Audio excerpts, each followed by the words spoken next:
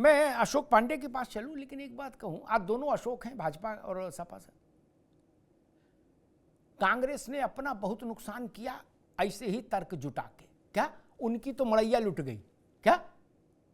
और उसी रास्ते पर सपा चल रही, महाजना एन गता सपंथा, बोले जैसे जिज्जी गई वैसे हम जाएंगे। कहां से लाते हो? बात हो रही है औरंगजेब की, बात हो रही है गाजी की, आप सावरकर को लाके खड़ा करोगे? क्या हो गया है? मतिभ्रम का शिकार हो क्या भैया? भारत में कहां वोट मांगोगे? क्या करोगे? आपको तो राजनीति ही करनी, और कोई काम तो है नहीं।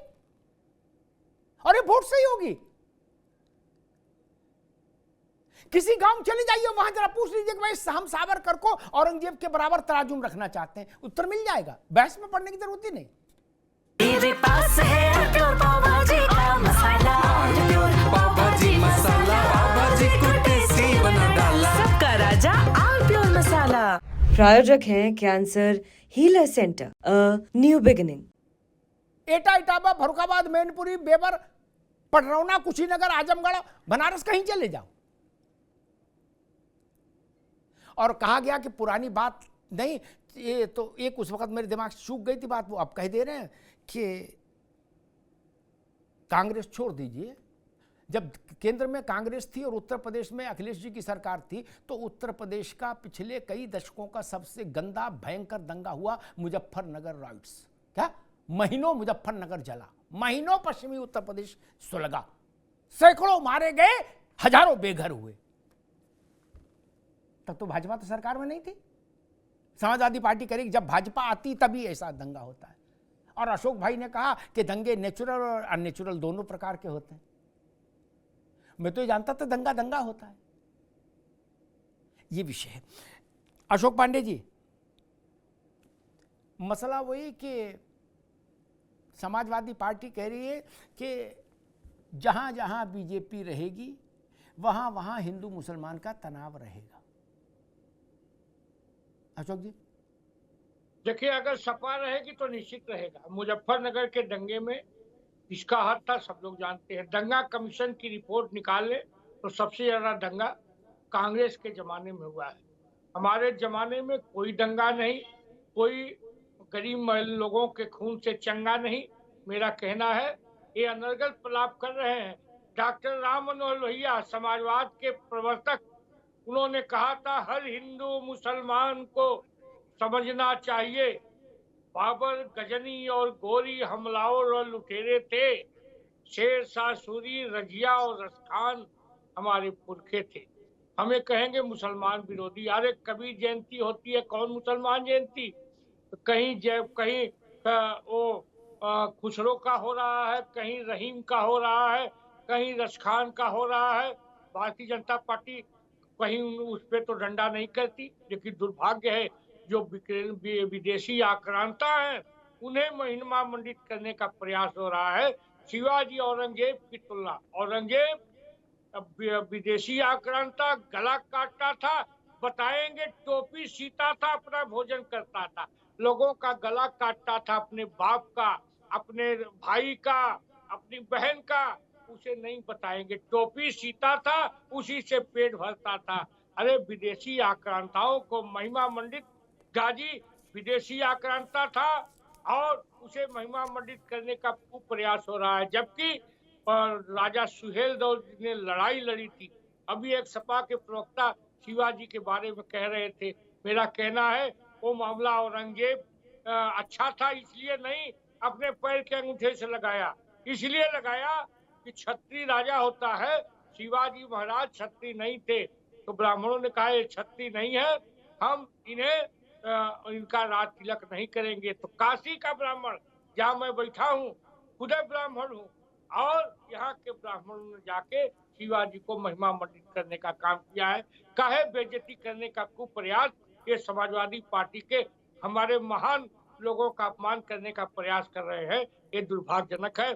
औरंगजेब अच्छा था, इनके बारे में एक मिनट अशोक पांडे जी एक मिनट मैं समझना चाह रहा हूँ कि अब अगर उत्तर प्रदेश में कोई गजनी की, गोरी की तारीफ करेगा उसका महिमा गान करेगा छत पर खड़े होके, तो क्या होगा फिर, क्या किया जाएगा? देखिए, उसके खिलाफ देशद्रोह लगेगा। अगर वह कोई भी विदेशी आक्रांताओं की महिमा मंडित करेगा तो वह जिस अपराध की श्रेणी में आएगा उसे दंड मिलेगा। ये अपराध की श्रेणी है।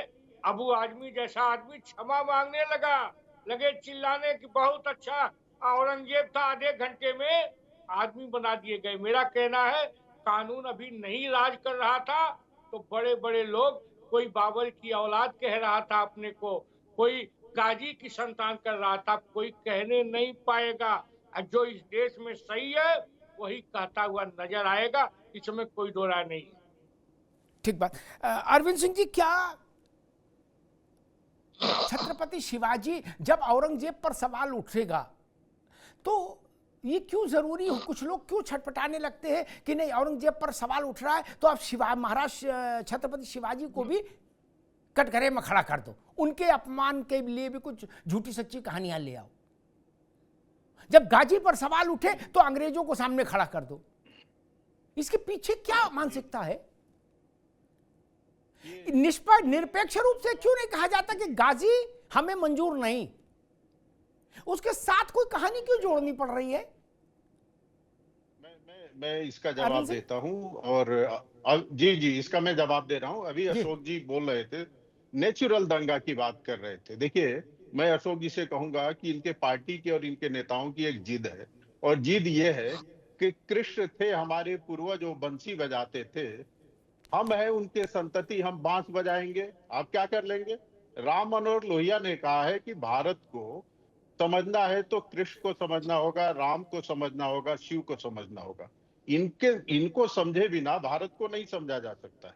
लेकिन आज जो समाजवादी पार्टी और उसके नेताओं का चरित्र है, ऐसा लगता है कि ये कहना चाहते हैं कि भारत को समझना है तो बाबर को समझना होगा, गजनी को समझना होगा, गोरी को समझना होगा, औरंगजेब को समझना होगा। आखिर ये जो विवाद उठा है उसके मूल में समाजवादी पार्टी के नेता है मुंबई वाले, उन्होंने महिमा मंडल किया औरंगजेब का, और उसके बाद ये क्रिया प्रतिक्रिया शुरू हो गई। आप बताइए, कोई भी व्यक्ति किस मुंह से भारत माता पर आक्रमण करने वाले व्यक्ति का महिमा मंडल कर सकता है? धर्म और पंथ को रखिए एक तरफ, लेकिन कभी भी आप डिबेट करेंगे तो केवल वोट के लिए कि मेरा वोट न गड़बड़ हो जाए, इसलिए समाजवादी पार्टी के लिए बाबर आराध्य हो जाता है, औरंगजेब आराध्य हो जाता है, गोरी और गजनी आराध्य हो जाता है। ये अभी बड़े बड़े बातें कर रहे थे। आप बताइए, दंगा कभी नेचुरल हो सकता है क्या? क्या समाजवादी पार्टी को हो गया, इनके सोच को क्या हो गया? ये कह रहे थे कि नेचुरल दंगा था। मुझे लगता है इसी सोच से मुलायम सिंह यादव ने कहा था कि बच्चे हैं, गलती हो जाती है, उनको लगा होगा कि बलात्कार भी कुछ नेचुरल होते होंगे। इस सोच से ऊपर उठना होगा। और ये भारत की जनता, भारत की माता बहनें और भारत के लोग इसको बर्दाश्त नहीं कर सकते हैं। आज आपके डिबेट में जिसको लाखों लोग देखते हैं, एक समाजवादी पार्टी का व्यक्ति सीना ठोक के कह रहा है कि दंगे नेचुरल होते हैं और जब से सृष्टि बनी है तब से अपराध होता रहा। इसमें कौन सी बात है? जो नेचुरल अपराध है वो है। क्या इस तरह का तर्क दिया जाएगा? क्या किसी समाज में कल्पना की जा सकती है कि कोई पार्टी, कोई व्यक्ति, कोई नेता दंगे को नेचुरल ठहराएगा और अपराध को नेचुरल ठहराएगा? मैं अशोक जी से उसका उत्तर लूंगा और वो खुद मेरे ख्याल से उसका उत्तर देना भी चाहेंगे। मैं हाजी नाजिम साहब पर चलूंगा। हाजी नाजिम साहब, औरंगजेब, गाजी और ये जितने बवाली हैं, इन सबके बचाव के लिए गली के पीछे से, गली के आगे से, छत से, छुप के, आले से, है दाएं से, बाएं से कोशिशें क्यों की जाती हैं? ये क्यों नहीं कहा जाता कि इनसे कोई लेने देना नहीं? इनका भारत से क्या लेना देना और भारत का इनसे क्या लेना देना? ये अपराधी थे भारत के। ये दुनिया की किस्सा कहानी में काहे को दिमाग लगा रहे हैं लोग? बोले सावरकर को ले आओ, बोले अंग्रेज को ले आओ, बोले बहादुर शाह को ले आओ, फलाने को ले आओ। अरे सीधे सपाट बात, मसला चल रहा गाजी का, बोलो भाई गाजी से हमसे कोई लेना देना नहीं, उसकी कब्र हटाओ। ये कहने में संकोच है क्या? ये मन में कुछ हुक है उनके लिए अभी, गाजी वगैरह के लिए? हाँ अमिताभ जी, देखिए आपके सवाल का जवाब बड़े प्यार से मैं बताता हूँ। देखिए जिस तरीके से अभी आपने कहा, तो मैं कहना चाहता हूँ कि अकबर बादशाह था भारत के अंदर, तो भाई उसके रिश्तेदार कौन थे? शायद इनके रिश्तेदारों को अगर बुलाते तो वो जवाब देते जिस तरीके का माहौल देश के अंदर बनाया जा रहा, उनके रिश्तेदार आज कहाँ पे हैं, किस मुकाम पे है, कहाँ कितने उन्होंने राजनीति में कहाँ कामयाबी हासिल करी, उनको सामने लाना चाहिए था। लेकिन उनके बारे में कोई चर्चा नहीं होगी, मुगल के रिश्तेदारों के बारे में कोई चर्चा नहीं होगी। चर्चा हो रही है यहाँ पर सिर्फ और सिर्फ सालार के गाजी के बारे में। हम ये कहते हैं मेला है भाई, भारत के अंदर जितने भी मेले हैं सबको बंद कर देना चाहिए, क्योंकि मेलों से रोजगार बहुत मिलता है लोगों को। क्योंकि रोजगार जब मिलेगा, चाहे हिंदू भाइयों या मुस्लिम भाइयों, ये रोजगार ही खत्म कर देना चाहिए। जब ना मेला होगा ना रोजगार मिलेगा। और रही बात यह कि जिस तरीके की बात यहाँ पर कही जा रही है सालार गाजी कौन था भाई? हम लोग तो भारत के एपीजे अब्दुल कलाम साहब को जानते हैं। हम तो भारत के गजब बात है, लड़ाई सालार के लिए लड़ोगे और टीवी पे कहोगे हम अब्दुल कलाम को जानते हैं। गजब करते हो हाजी सुन तो लीजिए, क्या बात। अमिताभ जी आगे की बात तो सुनिए। देखिए हमारे दिलों पे तो भगत सिंह राज करते हैं, चंद्रशेखर आजाद राज करते हैं, लेकिन जिस तरीके की बात यहाँ पे मुगलों के रिश्तेदारों की होती है, मुगलों के रिश्तेदारों की कोई बात ठीक है हाजी नाजिम, रुकना होगा। सत्ता में हिस्सेदारी जरूर देंगे, लेकिन मुगलों के रिश्तेदारों को अभी भी सामने नहीं लाते। आखिर वो भी तो देशद्रोही है जो मुगलों के साथ है रिश्तेदार, उनको भी तो देशद्रोही का लक़ब मिलना चाहिए। ये जो मुगल के बातें करते हैं। अरे एक अब रुकना होगा हाजी नाजिम, अब रुकना होगा। मुगल की बात देखे अब रुक जाना होगा। अच्छा जी, हाँ चलिए, आप सम्मानित, तो मैं रुक जाता हूँ आपकी बात मान। नहीं आप बात पूरी करो, 10 सेकंड क्या 20 सेकंड जी? नहीं 20 सेकंड लो। मन में ना। हाँ मैं कहता हूँ, हाँ अमिताभ जी देखिए, मुगलों की बात हम लोग तो करते नहीं। मुगलों की शुरुआत कौन करता है? भाजपा। अगर कहीं कोई मुद्दा होता है तो मुगल की शुरुआत भाजपा लेके आ जाती है। भाई भारत का अमन पसंद आदमी कहाँ मुगल की बात करता है? भारत का अमन पसंद बात जो करेगा वो अमिताभ जी की बात करेगा, वो एपीजे अब्दुल कलाम। हाजी भाई अब रुकना होगा, अब रुकना होगा बात तो जी, अब रुकना होगा। ये गलत बयानी हुई कि औरंगजेब, अब रुकना होगा भाई, कि मुगलों की बात भाजपा ले आती नहीं। औरंगजेब को जिंदा किया कबर से, उठा के बोले चचा उठो, तुम्हें मेरी कसम उठो, ये जमजम का पानी पियो और खड़े हो जाओ। बोले तुम कौन हो? बोले हम अबू आजमी आए हैं जगाने तुम्हें। क्या ऐसा जीती मक्खी ना निकलो यार। अबू आजमी हाथ पकड़ के जगा के लाए कबर से औरंगजेब को। अब वो वहां नेजा वाले जगह के लाए गाजी को। गाजी की तो किसी को लेने देना नहीं, तो कौन गाजी, कहां का गाजी? वो 4-6-8 मौलाना गए, बोले हुजूर महान संत गाजी की याद में हमको मेला करना है। नाजिम भाई ने कहा कि सारे ये जो तंज है ना, मन जो अंदर एसिड है, वो अच्छा नहीं है देश के लिए, कि सारे मेले बंद कर दो। फिर ये गुस्सा इसलिए है कि नेजा मेला नहीं लग रहा, इसलिए गुस्सा है मन में। तो कैसे कहे? तो बोले सारे मेले बंद कर दो, रोजगार जो मिलता है नहीं। मैं इसमें एक सुझाव देता हूं, कोई मेला बंद नहीं करना हमको। संभल में महाराज पृथ्वीराज चौहान के स्मृति में मेला लगेगा, उससे बड़ा मेला लगेगा। लिख लीजिए मेरी बात। मुझे पता नहीं यूपी सरकार ने घोषित किया कि नहीं किया, लेकिन हो जाएगा। लिख लीजिए नाजिम भाई, आपकी इच्छा पूरी करेंगे और बड़ा रोजगार देंगे।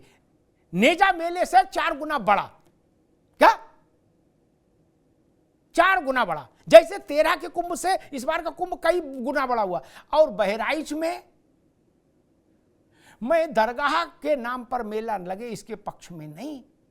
महाराजा सुहेल देव के नाम पर स्मारक और उस स्मारक में वार्षिक मेला समाज और सरकार मिलकर कराएंगे। इसको भी लिख लीजिए कि कागज पे। क्या? अब उसके ना गाजी के नाम पर मेला नहीं होगा। फूल बेचने वाले वही रहेंगे, आलू की टिक्कियां बेचने वाले वही रहेंगे, गुब्बारा बेचने वाले वही रहेंगे, रोजगार वही फलेगा फूलेगा, लेकिन गाजी के नाम पर नहीं, महाराजा सुहेल देव के नाम पर फलेगा फूलेगा। क्योंकि उस दरगाह के लिए तुलसी बाबा कुछ लिख गए हैं, मैं कहूंगा नहीं, आपकी भावनाएं आहत हो जाएंगी। क्या उसका लब्बो लुबाब ये था अशोक जी, जो लिख गए तुलसी बाबा कि इस बहराइच की दरगाह में न किसी की अंधे की आंख आई, न लगड़े की टांग ठीक हुई है, और फिर भी यहां रेला मचा है। मैं उस विषय में जाना नहीं चाहता था, लेकिन खैर उन्होंने कहा कि सारे मेले बंद कर दो, तो समझ गए भाई मेरा गुस्सा है। तो मेरा फर्ज है कि मैं हाजी भाई की रोजगार की चिंता का उत्तर दूं।